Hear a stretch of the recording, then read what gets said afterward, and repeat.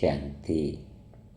आज 28 अक्टूबर के बाबा की मुरली के महावाक्य का वरदान है। हर संकल्प व कर्म को श्रेष्ठ और सफल बनाने वाले ज्ञान स्वरूप समझदार भव। आज बाबा हमें समझदार बनाना चाह रहे हैं। हम आत्माएं तभी समझदार बनेंगे जब हमारे संकल्प और कर्म श्रेष्ठ होंगे। और कर्म कब श्रेष्ठ होंगे?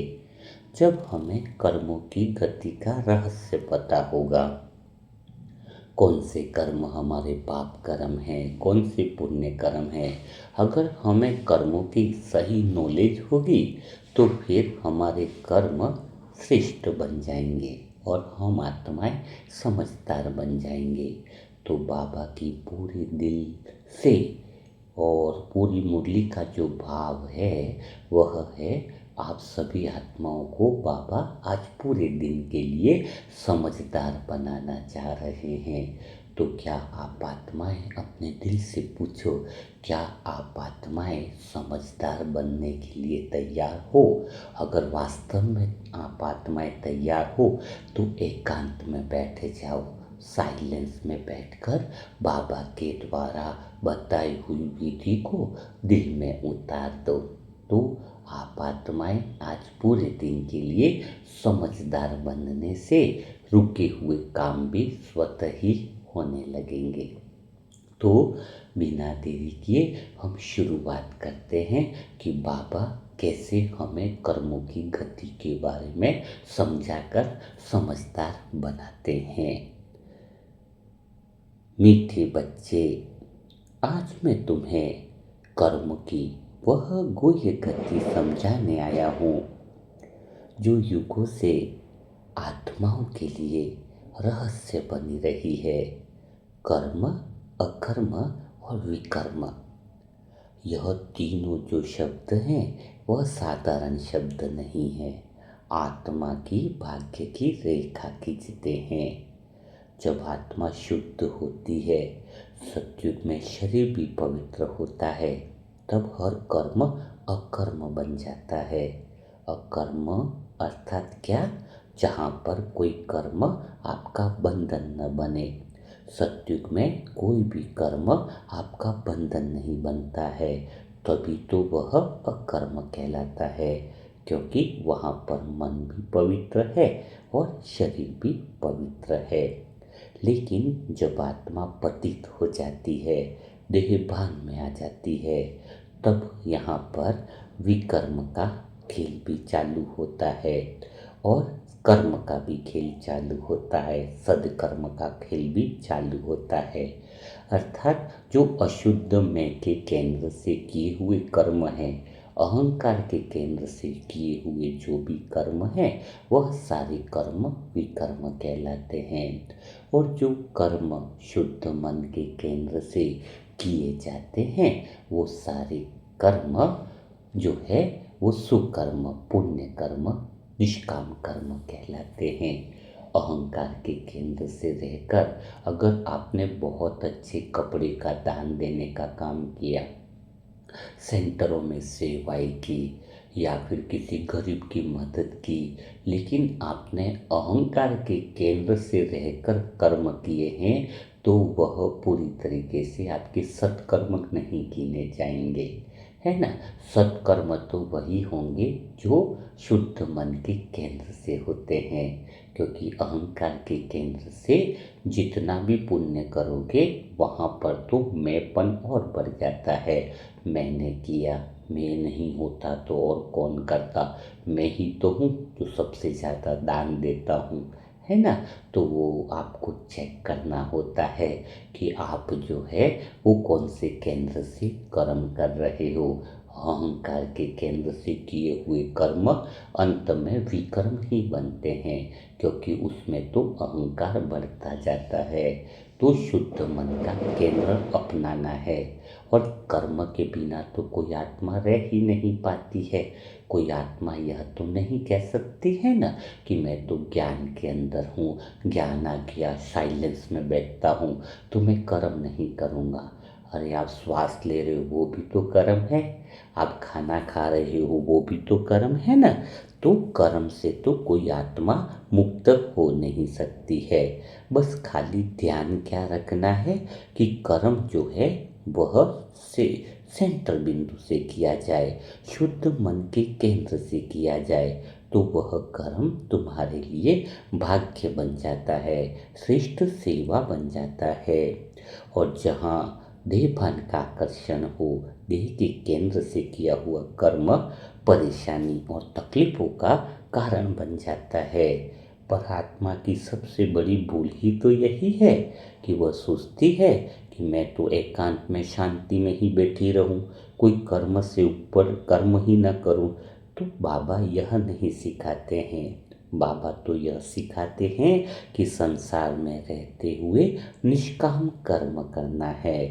कर्म से बचना समाधान नहीं है, कर्म को शुद्ध कर देना ही मुक्ति और जीवन मुक्ति है।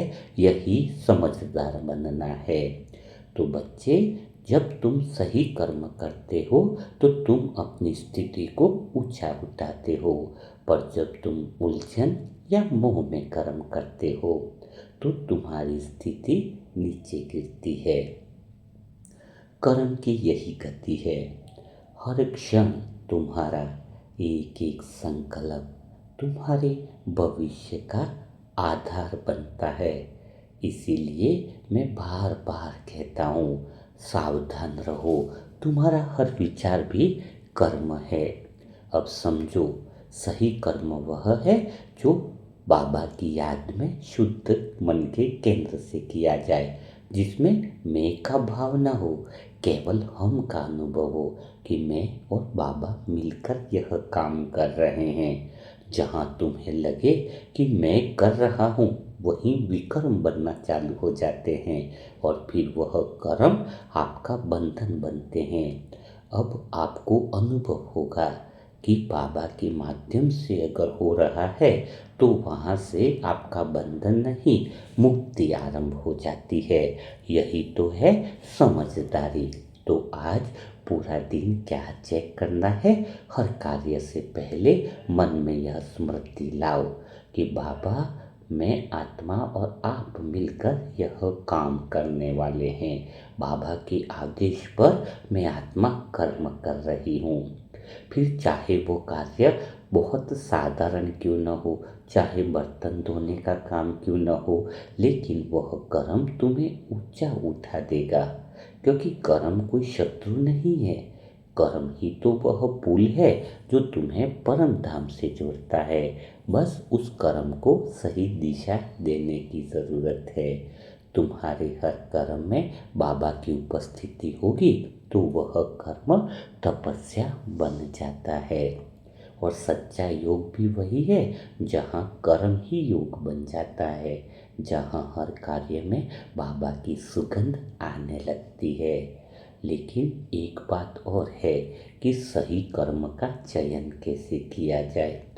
तो प्यारे बच्चे, आज मैं तुम्हें वह रहस्य भी बताने के लिए आया हूँ जो हर आत्मा जानना चाहती है कि बाबा, मैं कैसे समझूं कि कौन सा कर्म सही है और कौन सा विकर्म है।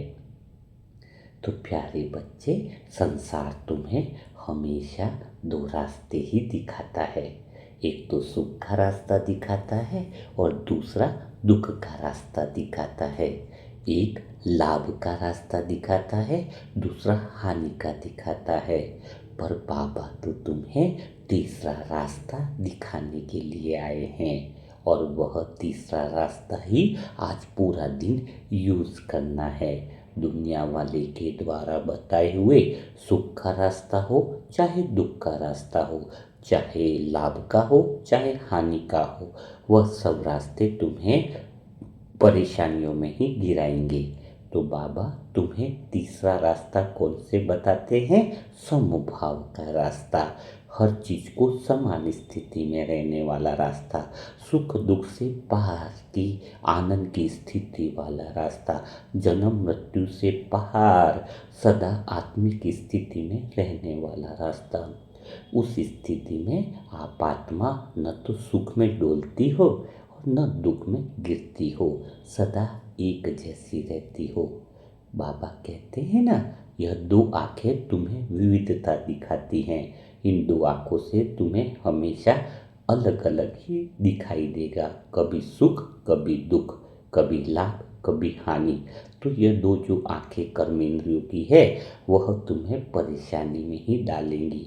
यह तुलना वाली आंखें हैं, यह अच्छा है यह बुरा है, यह गंदा है यह साफ सुथरा है। लेकिन जो बाबा तीसरी आंख देखते हैं, उसमें एकता दिखाई देती है। इस बात को बहुत अच्छे से समझना होगा। आपके शरीर की दो आंखें तुम्हें विविधता दिखाती हैं, जबकि बाबा के द्वारा तीसरी आंख जो है वह तुम्हें समझदार बनाती है, क्योंकि तीसरी आंख से एकता ही दिखती है। दो आंखों से देखने वाली आत्मा और जो है और देह को भी अलग अलग देखता है। यह काला है, यह हिंदू है, यह मुस्लिम है ना। यह दो आंखों से देखने वाली आत्मा के लक्षण हैं। जबकि तीसरी आंख से देखने वाली हर हर आत्मा में उसी एक प्रकाश को देखता है। ज्ञान का नेत्र जिसका खुला होता है, जो समझदार होता है, वह बाबा की दृष्टि से देखता है। न कोई काला है, न कोई लड़का है, न कोई लड़की है, बस सभी आत्मा है, शांत स्वरूप में है, प्रेम स्वरूप में है। तो बच्चे, इस बात को बहुत अच्छे से पूरा दिन आज अटेंशन देना है, बाबा की बातों को दिल में उतारना है। क्योंकि संसार तो तुम्हें दो विकल्प देता है, यह लो या वह लो, पर मैं तुम्हें सिखाता हूँ दोनों को छोड़ दो। सुख को भी, संसार के सुख को भी छोड़ो, संसार के दुख को भी छोड़ो। तीसरा विकल्प जो है वह चुनो, जहाँ कोई विकल्प ही नहीं रहता है।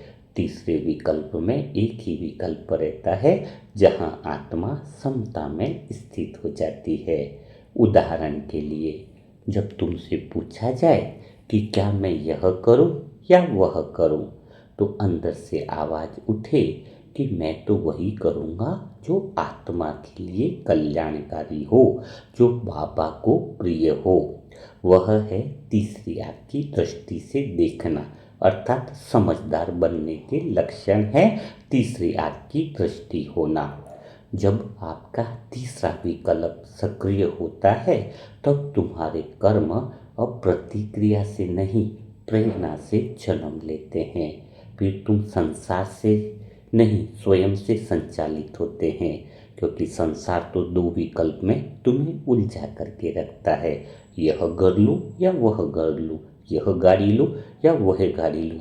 तीसरा नेत्र तो कहता है गाड़ी की ज़रूरत ही नहीं है। तो तीसरी दृष्टि आज पूरा दिन खोल के रखनी है। बाबा उन आत्माओं के आज सदा साथ रहने वाले हैं, जिनकी तीसरे नेत्र पूरी तरीके से खुले होंगे।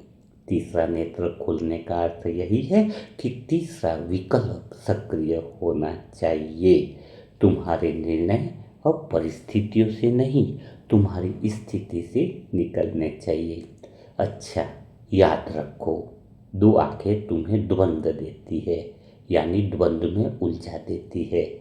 यह अच्छा है, यह बुरा है, यहाँ लाभ है, यहाँ हानि है, यहाँ रेस्पेक्ट मिलेगी, यहाँ अपमान मिलेगा। पर तीसरी आंख जो होती है ना, वह तो सिर्फ एक ही दृश्य दिखाती है कि सभी आत्माएं मेरे भाई बहन हैं, सभी उस प्रकाश के समान हैं, सभी उस प्रकाश के ही बीज हैं। जब तुम्हारे भीतर यह तीसरा विकल्प की दृष्टि स्थिर हो जाती है, तो आप पूरी तरीके से समझदार बन जाते हो। फिर कोई भी कर्म विकर्म नहीं बनता है। आपका हर शुद्ध मन से उत्पन्न हुआ कर्म योग बन जाता है। तो बच्चे, आज पूरा दिन तीसरी आंख खोल कर रखना है। तीसरी आंख ज्ञान से नहीं, अहंकार के शून्य होने से खुलती है।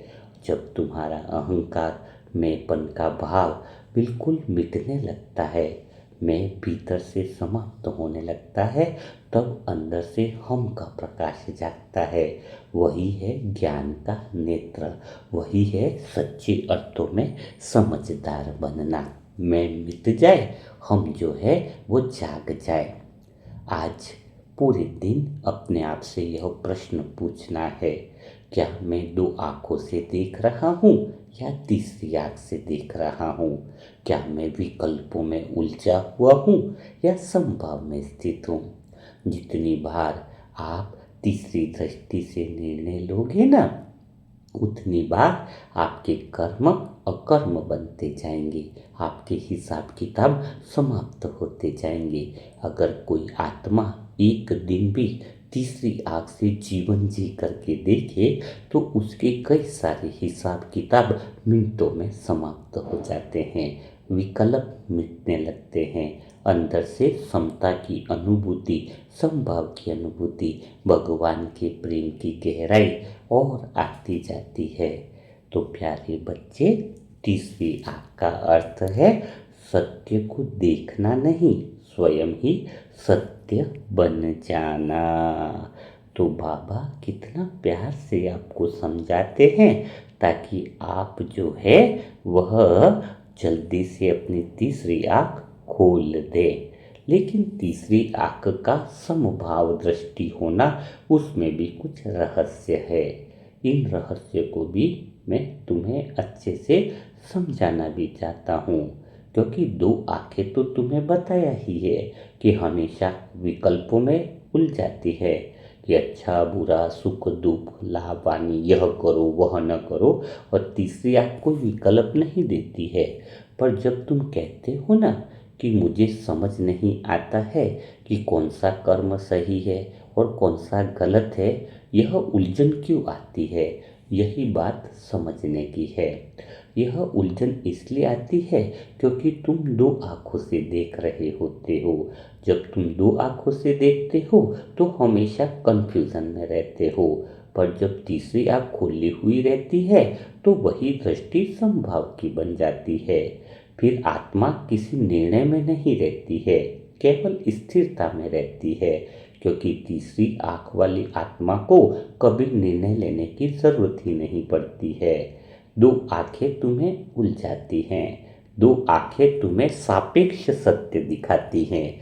जो लगता है कि यह सत्य है पर वह सत्य नहीं होता है। तीसरी आंख तुम्हें परम सत्य दिखाती है। दो आंखें वस्तु को देखती हैं, तीसरी आंख भावना को देखती है। दो आंखें विविधता को देखती हैं, तीसरी आंख एकता देखती हैं। सच कहूँ तो मैं दिल से तुम्हें यही बात सिखाना चाह रहा हूँ कि जब तुम तीसरी आंख से देखना सीख जाते हो तो संसार तुम्हें भ्रम नहीं लगता है, वह ईश्वरीय लीला लगने लग जाता है। तीसरी आंख का अर्थ है समभाव की दृष्टि, जहाँ पर न कोई अच्छा है न कोई बुरा है, न कोई बड़ा है न कोई छोटा है, जहाँ आत्मा हर आत्मा को अपने समान देखती है। आज पूरे दिन परिवार में भी चेक करना है, सभी आत्माएं अच्छी हैं, यह आत्मा खराब है, भाभी अच्छी है, ननद बुरी है, सास अच्छी है, पति बुरा है, नहीं। तीसरी आंख खोल के रखनी है, समभाव की दृष्टि, जहाँ पर सारी आत्माएं अच्छी हैं। अंदर से संकल्प करना है, परिवार की सारी आत्माएं अच्छी हैं, गली मोहल्ले की सारी आत्माएं अच्छी हैं, ब्राह्मण परिवार की आत्माएं अच्छी हैं, सेंटर की सारी आत्माएं अच्छी हैं। जब तुम केंद्र पर होकर के देखोगे तो बाबा तुम्हें मदद करेगा। तो बच्चे, जब तुम दो आंखों से देखोगे ना तो विकर्म में फंस जाते हो, पाप कर्म में फंस जाते हो, क्योंकि तुम्हारी दृष्टि में भेद आ जाता है, अंतर आ जाता है, देह की दृष्टि आ जाती है। पर जब तुम तीसरी आंख से देखते हो तो समझदार बन जाते हो और वही कर्म अकर्म बन जाता है। तो तीसरी आंख से देखना मतलब क्या हुआ? अहंकार और अपेक्षा से ऊपर उठ जाना। जब अब तुम निर्णय नहीं करते बल्कि समर्पण करते हो, अब तुम प्रतिक्रिया नहीं देते बल्कि दृष्टि देते हो। क्यों? क्योंकि तुम्हारी दृष्टि अब सबसे ऊपर बन गई है, जिसको हम कहेंगे वरदानी दृष्टि। अगर पूरे दिन में तीसरे नेत्र की आपको दृष्टि रही तो आपको अनुभव होगा कि इस दृष्टि में तो स्वयं बाबा वरदानी मूर्त बनकर सभी आत्माओं को दृष्टि दे रहे हैं। आपकी यह दृष्टि सबको सुख देने वाली बन जाएगी। यह दृष्टि ही तो है जो बाबा का साक्षात्कार कराती है। इस दृष्टि में ही सामने वाली आत्माओं को अनुभव होने लगता है कि भगवान इस धरती पर आ गए हैं। तो अभी क्या करना होगा तुम्हें? है संसार जो दो विकल्प देता है ना, यह लो वह लो, तो तीसरी आंख से कहना है मुझे कुछ लेना भी नहीं है और मुझे कुछ देना भी नहीं है। यह विकल्प से परे होकर सेवा में लग जाती है। तो बच्चे, संसार तो तुम्हें आज पूरा दिन में भटका सकता है, कहेगा इधर जाओ या उधर जाओ, पर आपका तीसरी आंख अंदर से क्या कहनी चाहिए कि न मैं तो इधर जाऊंगा न मैं उधर जाऊंगा, मैं आत्मा तो भीतर की तरफ जाऊंगी। संसार कहेगा यह व्यक्ति अच्छा है वह बुरा है, समझदार आत्मा तीसरी आंख से कहेगी दोनों आत्माएं भूमिका निभा रही हैं। तो आप किसी की पूरा दिन बुराई नहीं करेंगे, पूरा दिन किसी की शिकायत नहीं करेंगे। अगर आप किसी की शिकायतें सब कुछ कर रहे हो, यानी आप इन दो आँखों से देख रहे हो, और बाबा तो आज आपको समझदार बनाना चाहते हैं। तीसरी आँख से देख कर समझदार वाली बातें करना है। तो समझ में आया? तीसरी दृष्टि ही आपकी बुद्धि को शुद्ध बना देती है, जिससे आत्मा का हर कर्म कैसा बन जाता है? योग युक्त बन जाता है। जब तुम्हारी तीसरी आँख आज पूरा दिन खुलती रहेगी तो पूरा दिन में तुम्हें यह अनुभव होने लगेगा कि दुनिया में वास्तव में कुछ भी गलत नहीं है। ड्रामा कल्याणकारी है, सब कुछ शिक्षण है, सब कुछ अवसर है। यह आपकी समभाव की दृष्टि जो होगी ना, जहाँ आत्मा कुछ न तो जोड़ती है न कुछ घटाती है, केवल देखती है, स्वीकार करती है, साइलेंस में रहती है। क्योंकि आत्मा में न तो कुछ चीज़ जोड़ी जा सकती है न कुछ घटाई जा सकती है। यही तो तीसरी आँख की दृष्टि है। तो जब मैं आत्मा ऑलरेडी संतुष्ट हूँ तो मेरी संतुष्टता में कोई चीज़ जोड़ी भी नहीं जा सकती और मेरी संतुष्टता में कोई चीज़ घटाई भी नहीं जा सकती है। यही तो साक्षी भाव है, यही तो साइलेंस का भाव है, यही तो समझदार आत्मा का लक्षण होता है।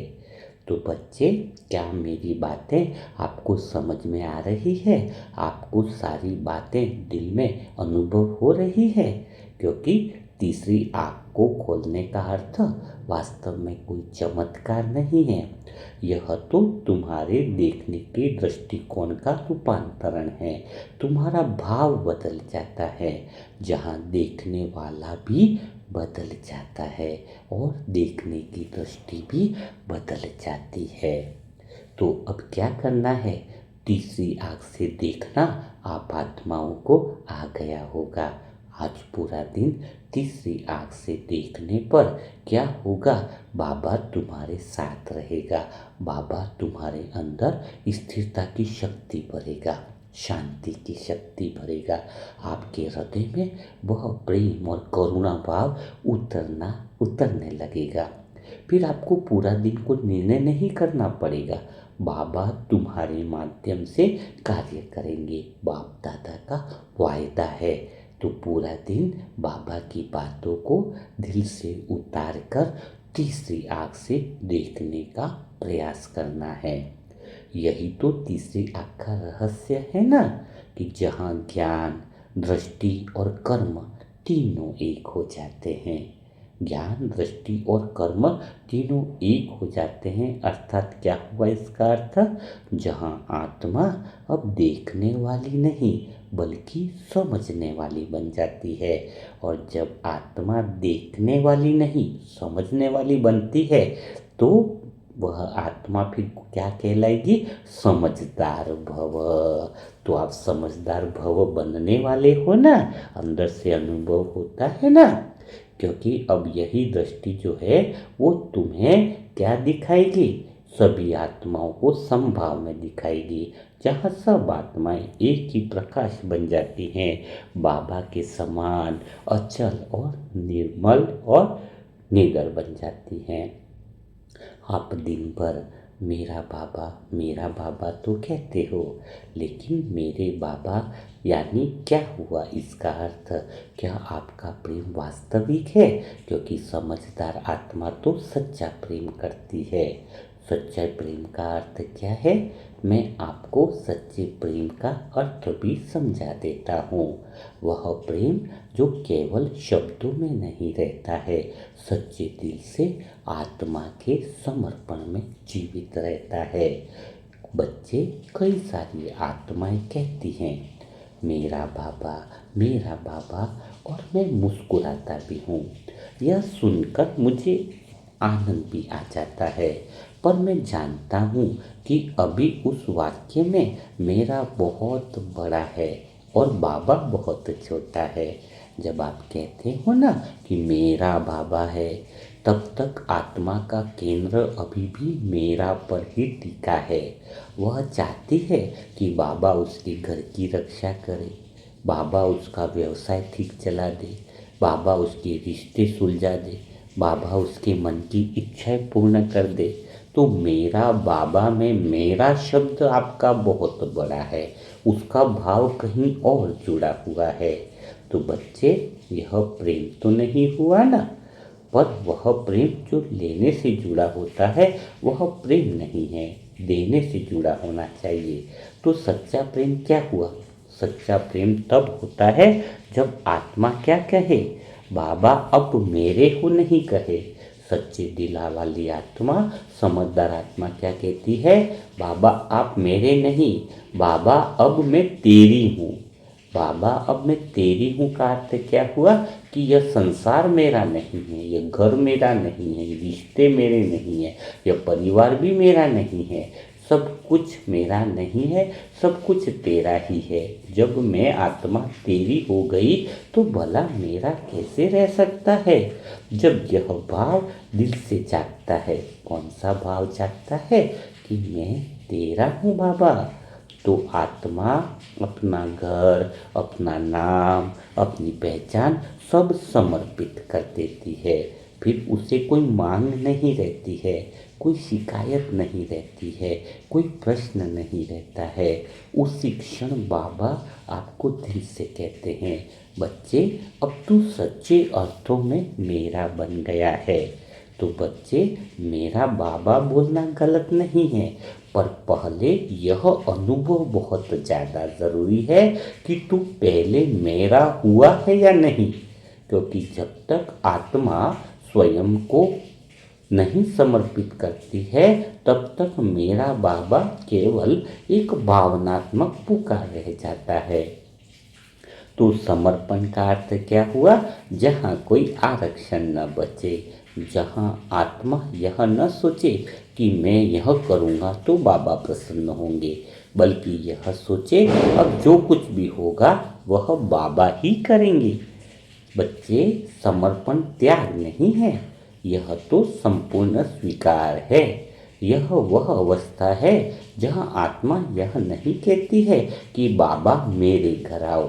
इस बात को तुम्हें अंडरलाइन करना होगा। कौन सी बात को? कि समझदार आत्मा यह नहीं कहती है कि बाबा मेरे घर आओ, बल्कि यह कहती है बाबा अब मैं तेरे घर आ रही हूँ। इसी भाव में सब कुछ समर्पण है, शुद्ध केंद्र पर स्थित होना है। यही समझदार आत्मा की निशानी है। जब आप आत्मा के अंदर यह भाव स्थिर हो जाता है कि मैं तेरे घर आ रही हूँ बाबा, तेरे घर मुझे चलना है, तो आत्मा देह भान की सीमाओं से ऊपर उठ जाती है, समझदार बन जाती है। अब उसे भय नहीं लगता है, क्योंकि उसे अनुभव होता है कि अब मैं अकेली नहीं हूँ, मैं बाबा के साथ हूँ, बाबा मेरे साथ है। तो बच्चे, समर्पण में खोने का भय नहीं, केवल पाने की पूर्णता है। जो खोता है वही सब कुछ पा लेता है। जो अपने अहंकार, अपनी पहचान, अपनी योजनाएं छोड़ देता है, वही बाबा के समान बन जाता है। तो मैं कहता हूँ, सच्चा समर्पण तब होता है जब तुम्हारा हर संकल्प बाबा की नीयत से चलने लगे, जब तुम्हारे शब्द बाबा की मौन से निकले, जब तुम्हारे कर्म बाबा की शक्ति से ही निकले। फिर तुम अपने लिए कुछ नहीं करते, फिर बाबा ही सब कुछ करने लग जाता है। तुम्हारा चलना, बोलना, हंसना, सेवा करना, सब कुछ बाबा के नाम से ही होता है। यही मेरे बाबा और से मैं तेरा बनने की यात्रा है। पहले तुम कहते हो बाबा तू मेरा है, पर तुम अब महसूस करते हो नहीं बाबा मैं तुम्हारा हूँ, है ना। तो आज पूरा दिन भाव क्या रखना है, बाबा तू मेरा है नहीं, बाबा मैं तेरा हूँ। तो यह भाव आपको समझदार बना देगा, बाबा के करीब लेकर के आएगा। और उसी पल आत्मा और बाबा के बीच में कोई दूरी नहीं रहेगी, दूर नहीं, केवल एक रह जाएगा, साइलेंस का बिंदु, जहाँ प्रेम, शक्ति और शांति जो है वह क्या हो जाएगा, एक हो जाएगा। तो समझदार आत्मा आप बनते जा रहे हो ना, लेकिन समझदार आत्मा खाली ज्ञान को सुनने से नहीं बनेंगे, ज्ञान को रियलाइज करने से, प्रैक्टिकल में समझ में लाने से बनेंगे। जैसे अभी सत्य का अनुभव नहीं किया है, ज्ञान का खाली दीपक है, लेकिन दीपक अगर जलाएंगे नहीं तो अंधकार मिटेगा कैसे। तुमने बहुत ज्ञान सुन लिया है, बहुत समझ भी लिया है कि आत्मा अलग है, शरीर अलग है, कर्म अकर्म विकर्म की गति यह है।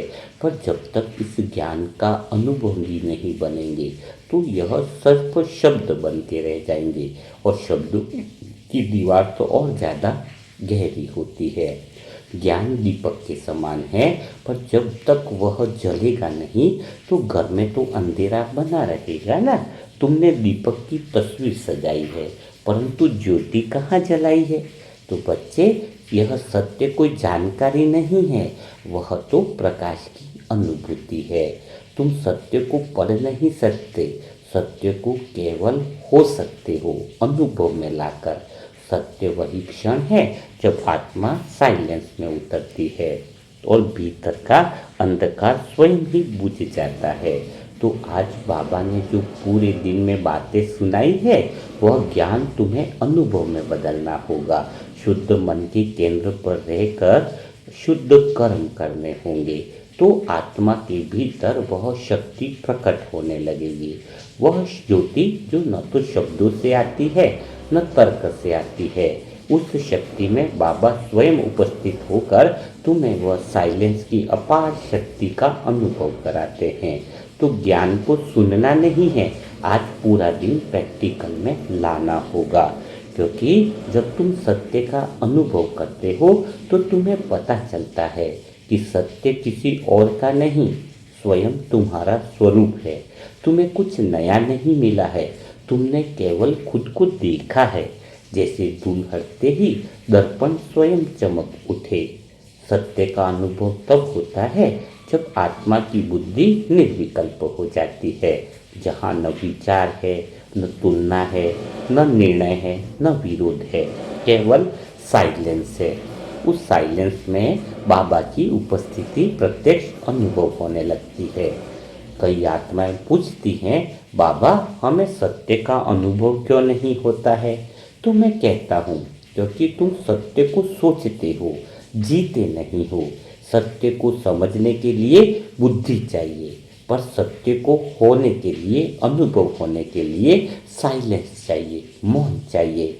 जैसे बादल सूरज को ढक लेते हैं, पर सूरज गायब तो नहीं होता है ना, वैसे ही तुम्हारे संकल्प सत्य को ढक लेते हैं। सत्य को पाने का अर्थ है बादलों को हटाना, सूरज को नहीं बनाना है। जब आत्मा अपने विचारों से ऊपर उठ जाती है, देही भान के केंद्र से ऊपर उठ जाती है, तो सत्य अपने आप प्रकट हो जाता है। बाबा का साक्षात्कार स्वयं होने लगता है। यह अनुभव इतना गहरा होता है कि शब्दों से उसकी सीमा छू भी नहीं सकते हैं। सत्य अनुभव का अर्थ है बाबा को जानना नहीं, बाबा जैसा बन जाना। जहाँ प्रेम, शांति और प्रकाश तुम्हारे भीतर में उतरने लगे। यह अनुभव इतना साइलेंस और इतना पवित्र होता है कि तुम चाहो तो भी किसी को शब्दों से समझा नहीं पाओगे। वह तो केवल जिया जा सकता है, कहा नहीं जा सकता है। तो अब केवल ज्ञान मत सुनो, ज्ञान को जियो, ज्ञान को महसूस करो, ज्ञान को अनुभव भी बनाओ। क्योंकि सत्य को समझने वाला नहीं, सत्य को जीने वाला ही मुक्त होता है। यही तो है समझदार बनना, अर्थात ज्ञान से परे का दीपक, जहाँ आत्मा स्वयं ज्योति बन जाती है और उसके प्रकाश में सारा अंधकार मिट जाता है। तो आज जो बाबा ने समझदार आत्मा की जो निशानियाँ बताई हैं और जो विधि बताई है कर्मों की, रहस्य की, कि हमें शुद्ध मन से केंद्र से कर्म करने हैं, अहंकार के केंद्र से कर्म नहीं करने हैं। और सबसे बढ़िया बात जो बाबा ने आज बताई है वह है ज्ञान की तीसरी आँख खोलना। यानी इन दो आँखों से तो संसार हमें उलझाता है, और जो आत्मा ज्ञान का तीसरा नेत्र उपयोग में लाती है वह सदा निर्बंधन रहती है, वह समस्याओं से परे रहती है। तो आज पूरा दिन ज्ञान को प्रैक्टिकल अप्लाई करना है। तो आज का सेशन आप लोगों को कैसा लगा वह कमेंट बॉक्स में ज़रूर लिखिएगा। हर एक बात इतनी बाबा की गहरी होती है कि पूरी मुरली मंथन जो है इसको एक बार नहीं 2-4 बार सुनना चाहिए। जितनी बार हम सुनते हैं ज्ञान की स्पष्टता आती जाती है, और सुनने में ही योग समाया हुआ है। सुनते सुनते फीलिंग आती है कि बाबा हमें कितना प्यार कर रहे हैं, हर बात को कितना गहराई से समझा कर हम पर कितनी मेहनत करते हैं। तो हमें उसका रिटर्न क्या देना होगा कि हम पूरा दिन उस ज्ञान को जीवन में अप्लाई करें। इन बातों को जो महत्व समझेगा, इस ज्ञान रत्नों को जो मूल्यवान समझेगा, वह अपना जीवन पूरे 5000 साल के लिए ऊंचा बना देगा, है ना। तो बाबा जब इतनी मेहनत करते हैं आपके पीछे, तो आपको उनके जैसा प्रैक्टिकल पूरा दिन समझदार बन के दिखाना होगा। यही भगवान के प्यार का रिटर्न है। तो आपको मुरली मंथन कैसा लगा वो सारी बातें कमेंट बॉक्स में लिखिएगा। और जो आत्माएं अपने पुरुषार्थ को तीव्र बनाना चाहती है उसके लिए मोबाइल नंबर है 7202921969। तो कल फिर मुलाकात करेंगे ऐसे ही मुरली मंथन के साथ। तब तक के लिए सभी भाई बहनों को ओम शांति, ओम शांति।